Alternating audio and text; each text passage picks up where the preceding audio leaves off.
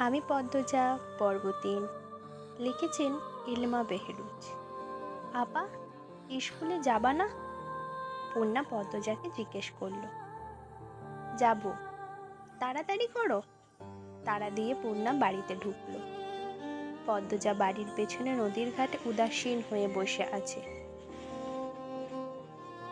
এই নদীর নাম মাদিনী, ছদ্মনাম। গ্রীষ্মকাল বিদায়ে ৩ সপ্তাহ চলছে। এখন বর্ষাকাল। মাদিনী জলে কানায় কানায় ভরে উঠেছে।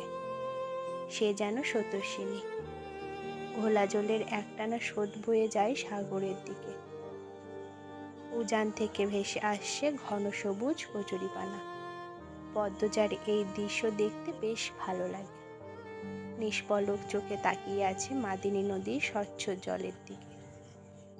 মাদিনীর বুকের ওপর দিয়ে একটা লঞ্চ যাচ্ছে। লঞ্চ দেখে ১ মাস আগের ঘটনা মনে পড়ল তার। সেদিন রাত্রে হেমলতা ছুরি ধার দিয়ে রুমে ঢুকে গেলেন। পদ্মজা কাপা পায়ে রুমে ঢুকে বিছানায় শুয়ে পড়ে। কিছুক্ষণের মধ্যেই ঘুমিয়ে পড়ে। এর পরদিন স্কুল থেকে বাড়ি ফিরে নামাজ পড়ে খেতে বসল। তখন হিমেল হন্তদন্ত হয়ে বাড়িতে ঢোকে। হিমেল হচ্ছে হেমলতার ছোট ভাই। আপা, এই পদ্ম আপা কই? হিমেলের কণ্ঠ। কি হয়েছে মামা? জবাব দিল পদ্মজা। পদ্মজার প্রশ্ন উপেক্ষা করে হেমলতাকে হিমেল ডাকল। আপা, এই আপা। হেমলতা বাড়ির পেছন থেকে ব্যস্ত পায়ে হেঁটে আসেন। কি হয়েছে? হিমেল হেমলতাকে দেখে হাউমাউ করে কেঁদে উঠল। আপা, ভাইজান খুন হয়েছে।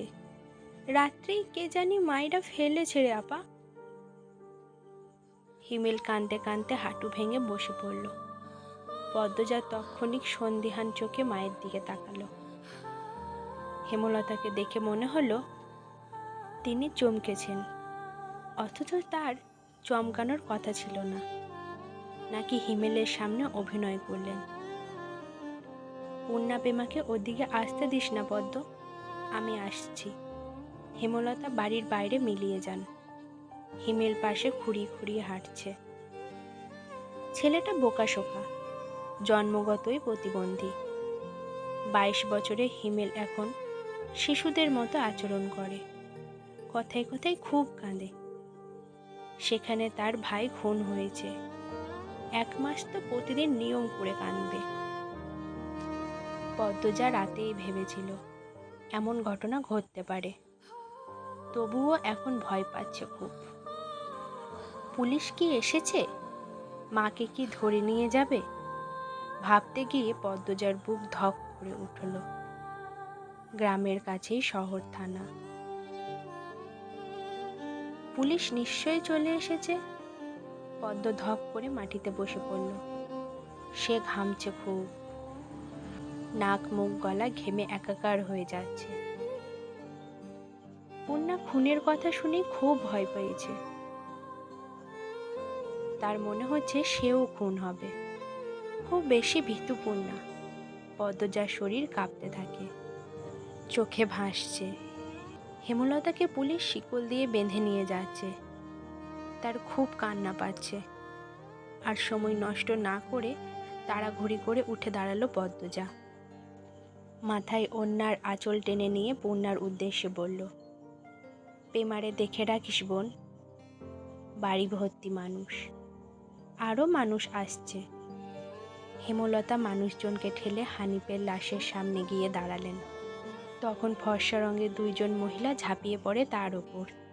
আকস্মিক আক্রমণে হেমলতা অপ্রস্তুত হয়ে পড়েন। খেয়াল করে দেখেন ২ জন মহিলা তার মা আর বোন। তারা হাউমাউ করে কাঁদছে, কিন্তু হেমলতার তো কান্না পাচ্ছে না। ব্যাপারটা লোকচক্ষু ঠেকছে না। একটু কি কান্নার অভিনয় করা উচিত? হানিফের মৃতদেহ দেখে মনে হচ্ছে কেউ ইচ্ছা মতো কুপিয়েছে। হেমলতার তা দেখে শান্তি লাগছে। এমন শান্তি অনেক দিন পাওয়া হয়নি। পদ্মজা সেখানে উপস্থিত হয়। হেমলতার নজরে পড়ে। ভীতু চোখে মায়ের চোখের দিকে তাকালো পদ্মজা। হেমলতা ভুরু কুঞ্চিত করে আবার স্বাভাবিক করে নেন। পদ্মজার চোখ ঘুরিয়ে দেখছে পুলিশ এসেছে নাকি। চারিদিকে এত মানুষ। পদ্মজাকে এদিকে ওদিকে উকি দিতে দেখে হেমলতা এগিয়ে আসেন। চোখ মুখ শক্ত করে পদ্মজার মুখ ঘুরিয়ে দেন। পদ্মজা দুটো ওড়না আঁচলে মুখ চেপে ধরে গোয়াল ঘরে ঢুকে পড়ল। তার মা চায় না সে কখনো এত মানুষের সামনে থাকুক। হেমলতা ঘাড় ঘুরিয়ে দেখলেন পদ্মজা গোয়াল ঘর থেকে উকি দিয়ে বাইরের অবস্থা পর্যবেক্ষণ করছে। কিছুক্ষণের মধ্যে পুলিশ আসলো। জিজ্ঞাসাবাদ করে হানিফের লাশ নিয়ে গেল। লোকমুখে শোনা যায় হানিফ খুন হয়েছে শেষ রাতে। এরপর নদীতে ফেলে দেওয়া হয়। লঞ্চ ঘাটে লাশ ভাসে। হেমলতাকে পুলিশ নিয়ে যায়নি বলে পদ্মজা স্বস্তির নিঃশ্বাস নিল। মানুষের ভিড়ও কমে গেছে। হেমলতার মা কাঁদতে কাঁদতে ক্লান্ত হয়ে উঠানের এক কোণে বসে আছেন। পদ্মজা গুটি পায়ে গোয়াল ঘর থেকে বেরিয়ে আসলো। হেমলতা পদ্মজার দিকে তাকিয়ে মৃদু হাসেন। সেই হাসি দেখলেন হেমলতার মা মঞ্জুরা। তিনি কিছু একটা ভেবে নেন। হেমলতার কাছে এসে কিরমির করে বললেন, তুই খুন করছস? তোমার কেন মনে হচ্ছে এমন? হেমলতার কণ্ঠ স্বাভাবিক, অথচ পদ্মজা এই প্রশ্ন শুনে ভয় পেয়েছে খুব। যদি নানু পুলিশকে বলে দেয়? পুলিশ তো তার মাকে নিয়ে যাবে। কাল রাত্রেই তুই আইছিলি হানিফের ঘরে, আমি দেখি নাই? রাগে কাঁপছেন মঞ্জুরা। আসছি। হেমলতার নির্বাক স্বীকারোক্তি।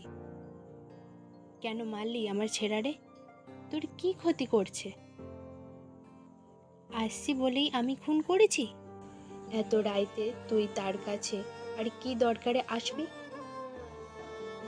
আমি তাকে মারতেই যাব কেন? মঞ্জুরা আহত দৃষ্টিতে তাকিয়ে আছেন হেমলতার দিকে।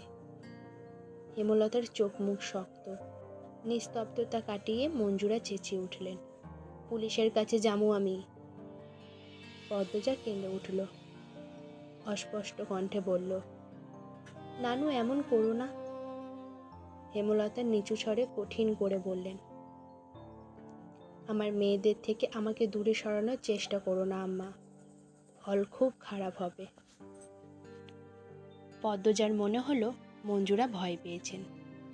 মঞ্জুরা সবসময় হেমলতাকে ভয় পান। তিনি চুপসে যান, শুধু ঘৃণা ভরা দৃষ্টি নিয়ে হেমলতার দিকে তাকিয়ে থাকেন।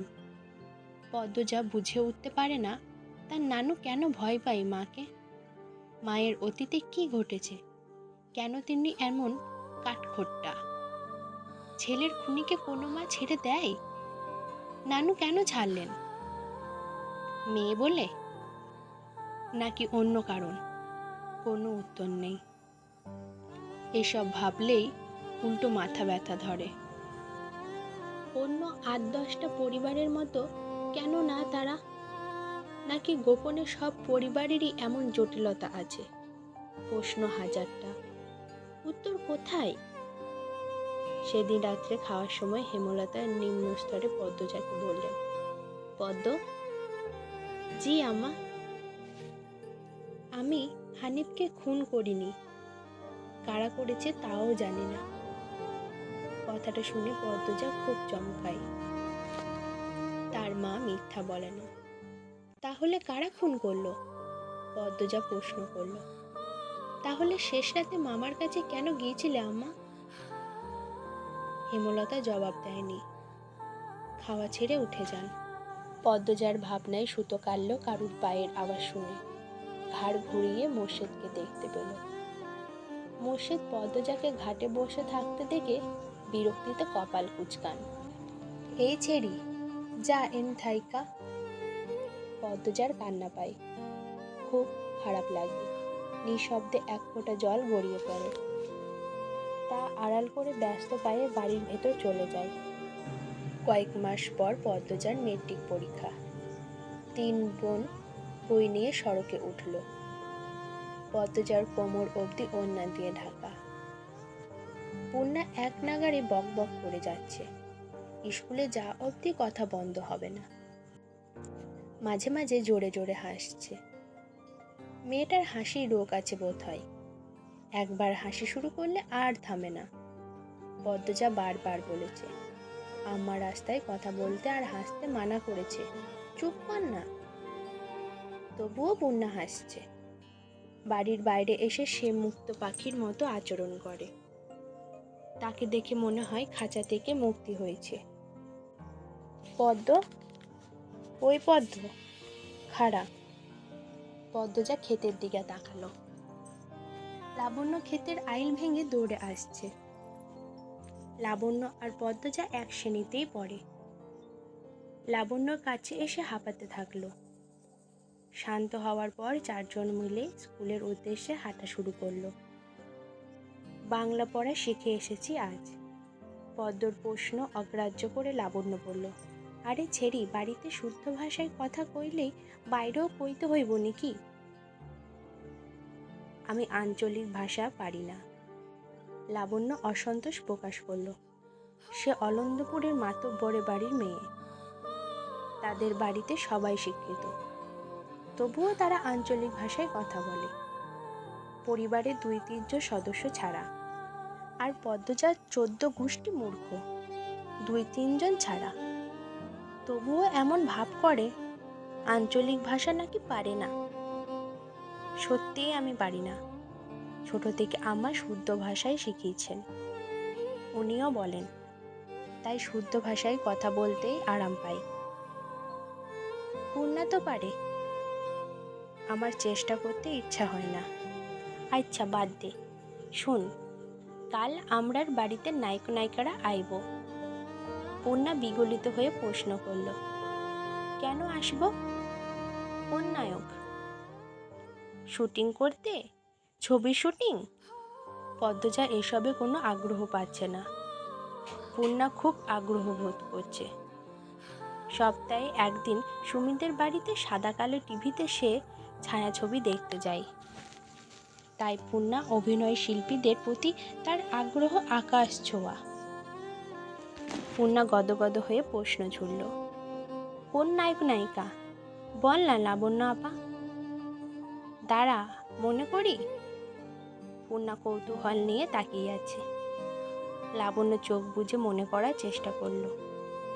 এরপর মনে হতেই বলল, লিখন শাহ আর চিত্রা দেবী, তুমি আমার ছবির নায়ক নায়িকা। হ। স্কুলে যাওয়ার পুরোটা পথ লাবণ্য আর পূর্ণার ছায়াছবি নিয়ে আলোচনা করল। মূল বক্তব্য ছিল লিখন শাহ।